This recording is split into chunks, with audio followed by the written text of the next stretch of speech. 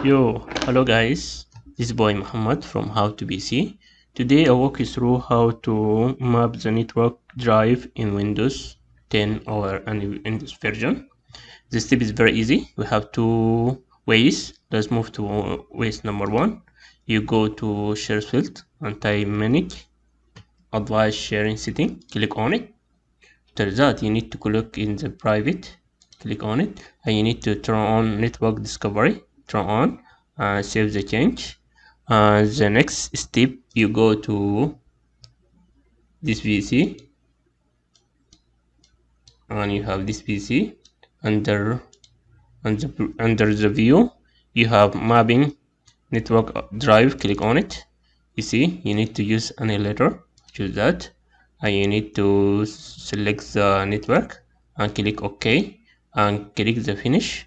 Now you need to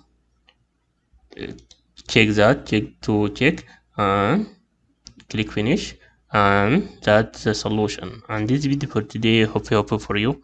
Don't forget to subscribe my channel to see new stuff, and see you next time guys. Bye bye.